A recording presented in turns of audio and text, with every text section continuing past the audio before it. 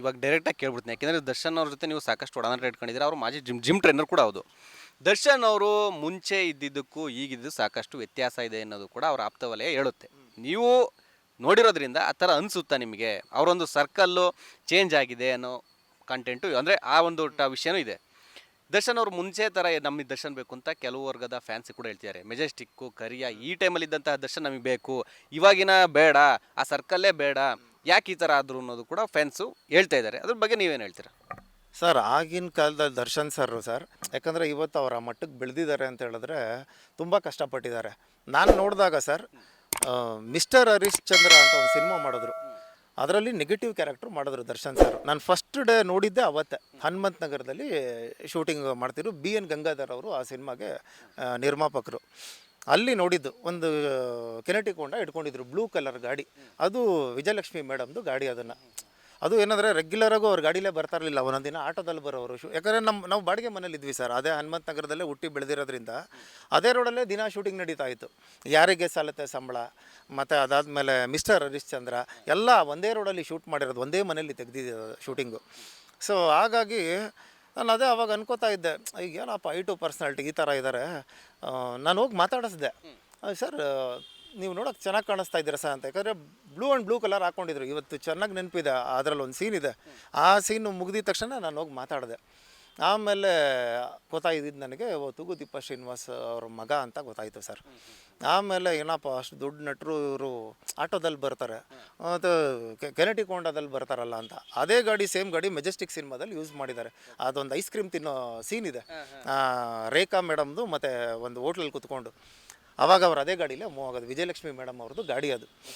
So ಈ ರೀತಿ ಎಲ್ಲ ಕಷ್ಟಪಟ್ಟು ಲೈಟ್ ಬಾಯ್ ಆಗಿ, ಈ ಥರ ಆರ್ಟಿಸ್ಟ್ಗಳಾಗಿ ಚಿಕ್ಕ ಪಾತ್ರ ಮಾಡಿಕೊಂಡು ಇವತ್ತು ಜನಗಳ ಮನಸ್ಸನ್ನು ಗೆದ್ದಿದ್ದಾರೆ ಅಂತ ಹೇಳಿದ್ರೆ ಎಲ್ಲರೂ ಅಚೀವ್ ಮಾಡೋಕ್ಕಾಗಲ್ಲ ಸರ್ ಆ ಥರ.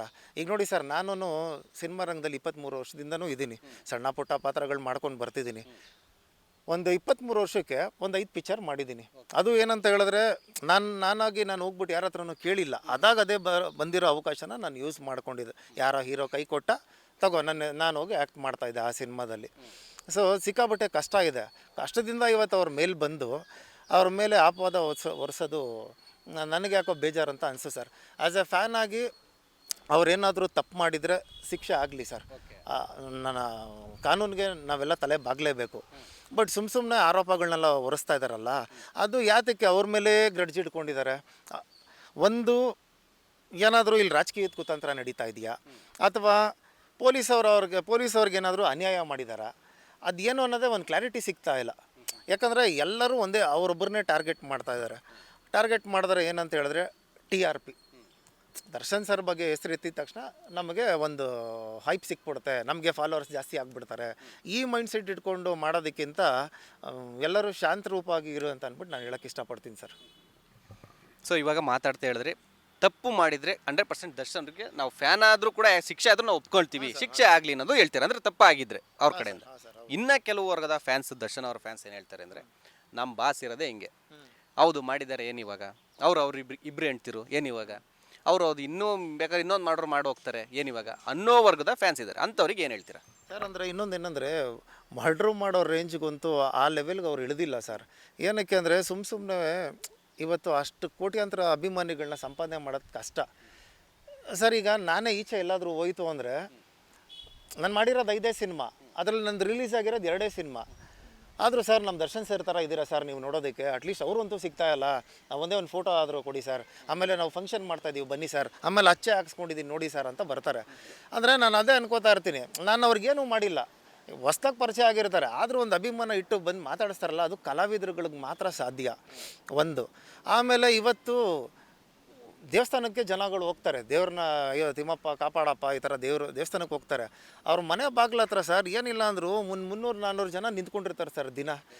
ನನಗೆ ಗೊತ್ತಿರೋಂಗೆ ನನ್ನ 23 ವರ್ಷದಲ್ಲಿ ಯಾವ ಸೆಲೆಬ್ರಿಟಿ ಮನೆ ಹತ್ರನೂ ಅಷ್ಟು ಜನ ಸೇರಲ್ಲ ಸರ್. ಎಲೆಕ್ಷನ್ನು ಈ ಕಾರ್ಪೊರೇಟ್ರ್ MLA MP ಎಲೆಕ್ಷನ್ಗೆ ನಿಂತಿರೋವ್ರ ಮನೆ ಹತ್ರ ಹೋಗ್ತಾರೆ. ಯಾಕಂದರೆ ಅವ್ರು ಬೆಳಗ್ಗೆ ಟೈಮ್ ಟಿಫನ್ನು ಕಾಫಿ ಟೀ ಅಂತ ಕೊಡ್ತಾರೆ, ಅವ್ರ ಮನೆ ಮುಂದೆ ನಿಂತಿರ್ತಾರೆ, ಯಾಕಂದರೆ ಕೆಲಸ ಆಗಬೇಕಲ್ಲ ಅಂತ. ಬಟ್ ಇವ್ರ ಕೈಲಿ ಏನು ಕೆಲಸ ಮಾಡಿಸ್ಕೋತಾರೆ? ಒಂದು ಅಭಿಮಾನದಿಂದ ಹೋಗ್ತಾರೆ ನೋಡಿ, ಅದು ಎಲ್ಲರಿಗೂ ಬರಲ್ಲ. ಆಮೇಲೆ ದರ್ಶನ್ ಸರು, ನಾನು ಆಲ್ಮೋಸ್ಟ್ ಸಂಗೊಳ್ಳಿ ರಾಯಣ್ಣವರೆಗೂ ಅವ್ರ ಜೊತೇಲಿ ಇದ್ದೆ ಸರ್. ಅವ್ರದ್ದೆಲ್ಲ ಸಿನಿಮಾಗಳಿಗೂ ಫಸ್ಟ್ ಡೇನೇ ಹೋಗ್ತಾ ಇದ್ದೆ. ಅವ್ರನ್ನ ಹತ್ತಿರದಿಂದ ನೋಡಿದ್ದೆ ನಾನು. ಆ ರೀತಿ ಇಲ್ಲ ಅವರು ಯಾವತ್ತೂ.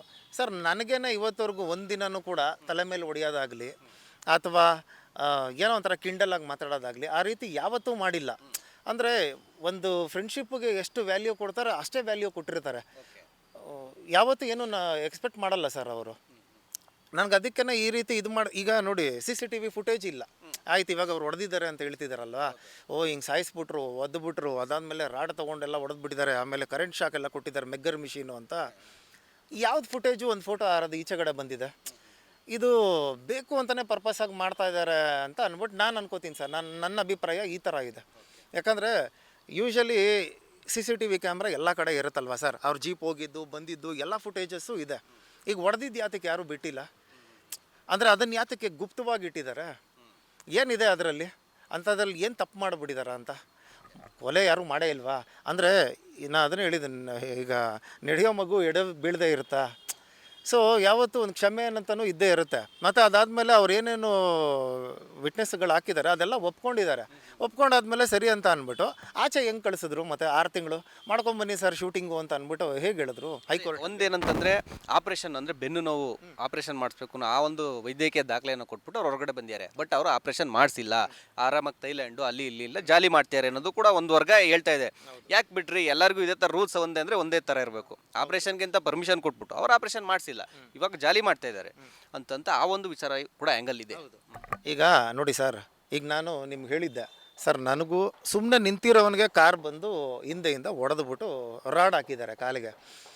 ಈಗ ಹಿಂಗೆ ರಾಡ್ ಹಾಕಿದ್ದಾರೆ ಅಂತ ಅಂದ್ಬಿಟ್ಟು 1.5 ವರ್ಷ ಆಯಿತು. ನಾನು ಹಂಗಂತ ಸುಮ್ಮನೆ ಮನೆಯಲ್ಲೇ ಕೂತ್ಕೊಳ್ಳೋಕ್ಕಾಗತ್ತಾ? ಈಗ ಡಾಕ್ಟ್ರು ಈಗ ಅದನ್ನು ಈಗ 1 ಇಯರ್ ಮೇಲೆ ಆ ರಾಡನ್ನು ತೆಗಿಬೋದು ಆಪ್ರೇಷನ್ ಮಾಡಿ ಅಂದರು. ಇಲ್ಲಿ ನಾನು ಒಂದು ಸಿನಿಮಾಗೆ ಒಪ್ಕೊಂಡ್ಬಿಟ್ಟಿದ್ದೆ. ಸೊ ಆ ಸಿನಿಮಾ ನಾನು ಮುಗಿಸ್ಕೊಡ್ಲೇಬೇಕು. ಸೊ ಅವ್ರು ನನ್ನ ಮೇಲೆ ಬಂಡವಾಳ ಹಾಕ್ಬಿಟ್ಟಿದ್ದಾರೆ. ನಾನು ಇವತ್ತಿಗೂ ರಾಡ್ ತೆಗ್ಸಿಲ್ಲ, ಹಾಗೇ ಇದೆ. ಬಟ್ ಆದರೂ ಅವ್ರಿಗೆ ಸಿನಿಮಾ ಮುಗಿಸ್ಕೊಟ್ಟೆ.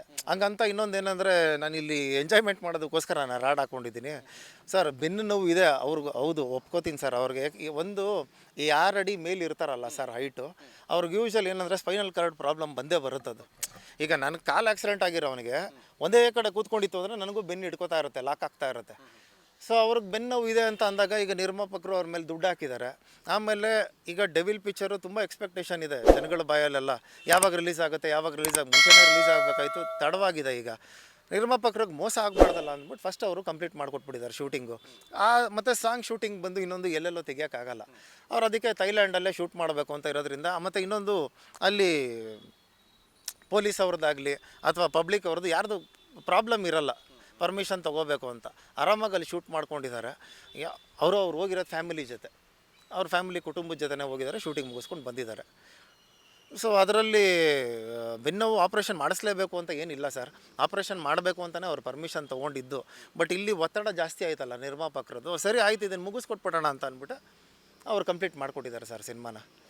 ಲೇಟೆಸ್ಟ್ ಹಾಗೂ ಇಂಟ್ರೆಸ್ಟಿಂಗ್ ಸುದ್ದಿಗಳಿಗಾಗಿ ಬಾಸ್ ಟಿವಿ ಕನ್ನಡ ಚಾನೆಲ್ನ ಸಬ್ಸ್ಕ್ರೈಬ್ ಮಾಡಿ. ಹಾಗೆಯೇ ಬೆಲ್ ಐಕಾನ್ ಪ್ರೆಸ್ ಮಾಡಿ. ಇದರ ಜೊತೆಗೆ ಫೇಸ್ಬುಕ್, ಇನ್ಸ್ಟಾಗ್ರಾಮ್, ಎಕ್ಸ್ನಲ್ಲೂ ಮಿಸ್ ಮಾಡದೆ ಫಾಲೋ ಮಾಡಿ.